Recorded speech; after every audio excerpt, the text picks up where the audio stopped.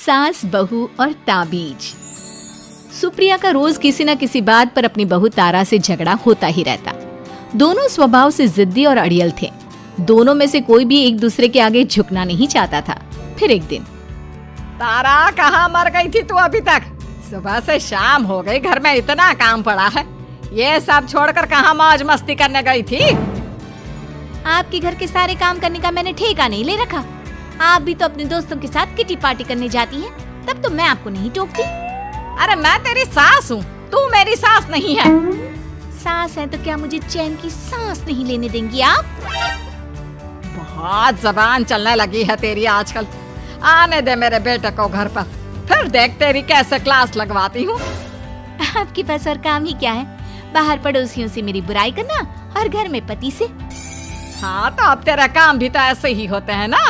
तारीफ के लायक कोई भी काम किया है तूने आज तक? बस जुबान चलवा लो, कैंची से भी तेज चलती रहती है। सिर्फ जुबान ही नहीं, हाथ पैर भी चलते हैं, जिनकी वजह से आपको घर में इतनी सफाई देखने को मिलती है, वरना आपको तो अपनी किटी पार्टियों से फुर्सत नहीं मिलती। तो कहना क्या चाहती है? घर का क्या सारा काम तू खुद अकेले करती है? तो और क्या नौकरानी करती है? इसी तरह तारा और सुप्रिया में आए दिन लड़ाई होती। दोनों के दिन की शुरुआत ही एक दूसरे से लड़कर शुरू होती और लड़कर ही खत्म होती, मानो ये अब उनकी दिनचर्या का हिस्सा बन चुकी हो। शाम को तारा का पति वैभव घर आता है। वैभव को देखते ही उसकी माँ सुप्रिया उसके पास आती है और कहती है, बेटा वैभव, अच्छा हुआ घर आ गया। देखना तेरी बीवी सुबह से मुझसे लड़ी जा रही है। माँ की बातें सुनकर वैभव तारा को जोर जोर से आवाजें देने लगता है। क्या हुआ जी, इतना चीख क्यों रहे हो? तारा, तुमने आज फिर माँ से लड़ाई की? अरे लड़ाई मैंने नहीं की, शुरुआत पहले इन्होंने की थी। समझा दीजिए अपनी माँ को। मुझे कहीं भी आते जाते टाइम टोके नहीं, वरना मैं अपना सामान बांधकर मायके चली जाऊंगी। इतना कहकर तारा वहाँ से चली जाती है। ये सब क्या चल रहा है माँ? किसी दिन मैं आप लोगों के चक्कर में जरूर पागल हो जाऊंगा। आप लोग कभी प्यार से क्यों नहीं रहते? अरे वो हमेशा मेरी बातों का उल्टा जवाब देती है बेटा। अब तू ही बता मैं क्या करूँ? तो आप उसे ताने मारती ही क्यों है माँ? वाह बेटा वाह, तुझे मेरे ताने दिखते हैं, उसका बात करने का तरीका नहीं दिखता। देखा नहीं वो किस तरह से बात करती है मुझसे। मुझे माफ कीजिए माँ, मुझे आप दोनों के बीच में पड़ना ही नहीं है। आप दोनों ही एक जैसे हो। इतना कहकर वैभव वहां से चला जाता है। वैभव के जाने के बाद सुप्रिया सोच में पड़ जाती है। धीरे धीरे समय बीतने लगता है और एक दिन सुप्रिया को पता चलता है कि उनके गांव में एक महात्मा ठहरे हुए हैं जो वशीकरण करना जानते हैं। तो सुप्रिया भागते हुए उन बाबा का पता ढूंढने निकल पड़ती है। इस बात की खबर जैसे ही तारा को चलती है, वो भी उस बाबा की खोज में निकल पड़ती है।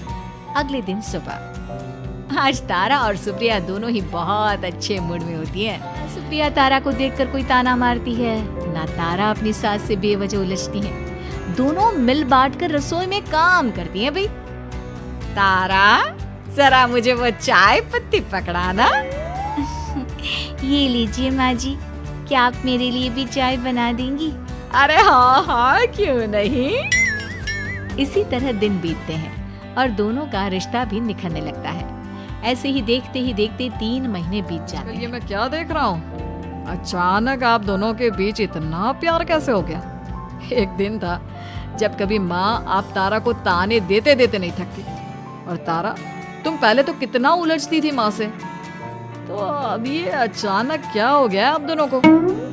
अरे यह सब तो एक बाबा का कमाल है, जिसने मुझे ये ताबीज दिया था। सुप्रिया के हाथ में बंधा ताबीज देखकर तारा चौंक जाती है। ये ताबीज तो उस बाबा ने मुझे भी दिया था, आपको अपने वश में करने के लिए। इसका मतलब तू भी उस बाबा से मिलने गई थी? आपकी हरकतों की वजह से ही मुझे जाना पड़ा था।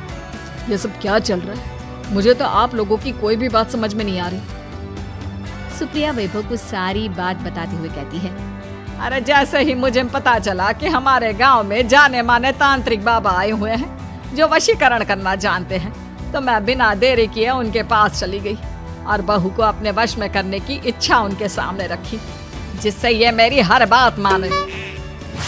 बाबा, मैं अपनी बहू से बहुत दुखी हो चुकी हूँ। वो मेरी एक बात नहीं मानती। आप कुछ ऐसा कीजिए बाबा जिससे मेरी बहू मेरी हर बात मानने लगे। पहले आप मुझे अच्छे से बताइए, आपको अपनी बहू से आखिर परेशानी क्या है? बाबा वो मुझसे कभी प्यार से बात नहीं करती। मैं उसे एक बात सुनाती हूँ तो वो पलट कर 4 बातें सुनाती है। आप कुछ ऐसा कीजिए ना जिससे मेरी बहू सारी बातें मानने लगे। बाबा सुप्रिया की बातों को ध्यान से सुनते हैं और उसके बाद सुप्रिया को एक काले रंग का ताबीज देते हुए कहते हैं, ये ताबीज तुम्हें अपने गले में पहनना है और जब तक मैं ना कहूँ तब तक इसे उतारना मत। तो क्या इस ताबीज की मदद से मेरी बहू मेरे वश में हो जाएगी? सिर्फ वश में ही नहीं, इस ताबीज के कारण तुम्हारी बहू तुम्हारे आगे पीछे भी घूमने लगेगी। लेकिन बस तुम्हें कुछ काम करने होंगे। कैसा काम बाबा जी? तुम्हें अपनी जुबान पर काबू रखना होगा। उससे जो भी काम करवाना हो हमेशा प्यार से बात करनी होगी। धीरे धीरे वो तुम्हारी मुट्ठी में आ जाएगी। अरे ठीक है बाबा जी, जैसा आप कहेंगे ठीक मैं वैसा ही करूंगी। तारा ये सब सुनकर चौंक जाती है। ऐसा ही कुछ तो मेरे साथ भी हुआ था जब मैं उस बाबा से मिलने गई थी। बाबा जी, मैं अपनी सास से बहुत तंग आ चुकी हूँ। वो हर रोज किसी न किसी बहाने मुझसे लड़ती रहती है। आप प्लीज कुछ ऐसा करिए ना जिससे मेरी सास सुधर जाए और मुझे बेवजह टोकना बंद कर दे। तारा की ये बातें सुनकर पहले तो बाबा सोच में पड़ जाते हैं। उसके बाद वो तारा को भी काले रंग का ताबीज पकड़ाते हुए कहते हैं, ये लो बिटिया, इसे अपने गले में पहन लो और जब तक मैं तुम्हें इसे उतारने के लिए ना बोलूं तब तक इसे उतारना नहीं। इस ताबीज को पहनने से तुम्हारी सास तुमसे प्यार करने लगेगी और दिन रात तुम्हारे आगे पीछे घूमेगी। ये सुनकर तारा बेहद खुश हो जाती है। बाबा, इस ताबीज का असर कब तक होगा? अगर तुमने मेरी सारी बातें मानी तो इस ताबीज का असर तुम्हें 2 दिन बाद ही दिखने लगेगा। उसके लिए सबसे पहले तुम्हें अपनी सास को इज्जत देनी होगी, उनके साथ प्यार से बर्ताव करना होगा और अगर कोई भी काम भी करवाना हो तो प्यार से ही बात करनी होगी। फिर देखना वो कैसे तुम्हारे इशारों पर नाचती है। ठीक है बाबा जी, जैसा आपने कहा है मैं ठीक वैसे ही करूंगी।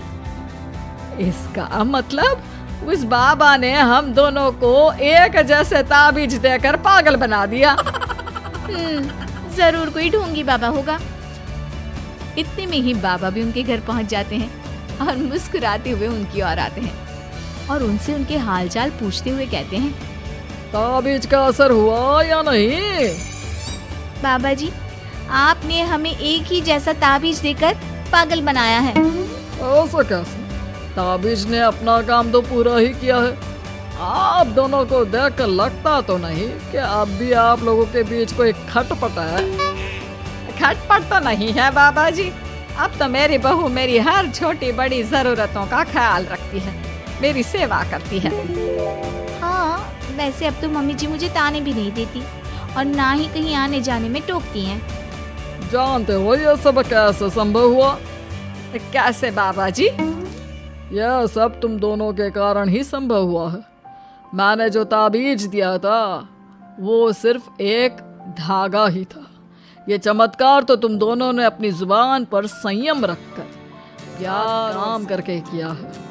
बिटिया, कुछ कमी तुम्हारे अंदर थी तो कुछ कमी तुम्हारे सास के अंदर थी। इसीलिए तुम दोनों को सुधारने और तुम्हारी गलती का एहसास कराने का यही एक रास्ता था। बाबा की ये सारी बातें सुनकर सुप्रिया और तारा एक दूसरे की ओर देखने लगते हैं। अब उन दोनों को अपनी गलती का एहसास होता है। शायद आप सही कह रहे हैं बाबा। मैंने कभी अपनी बहू को समझने की कोशिश ही नहीं की।